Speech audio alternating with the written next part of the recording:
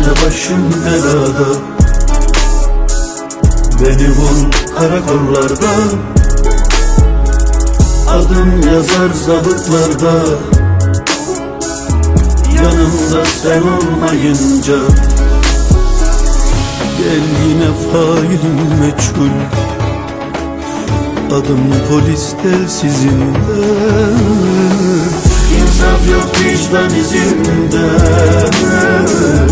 yanımda sen olmayınca. İnsaf yok vicdan izinde, yanımda sen olmayınca. Biraz da təəccüblü gəldi özümə. Saat düz işləyib, zaman düz gedib. Nə qədər axtarsam tapa bilmədim.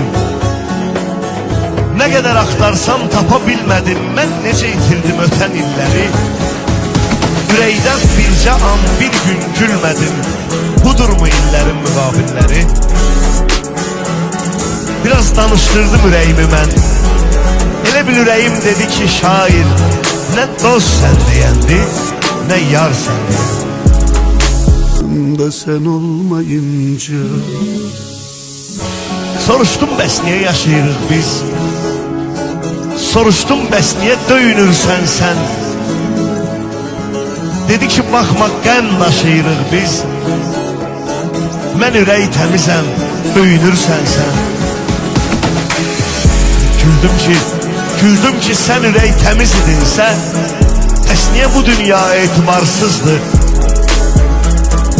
Sən əgər yarın üçün əziz idinsə, bəs niyə sahibin indi yarsızdır?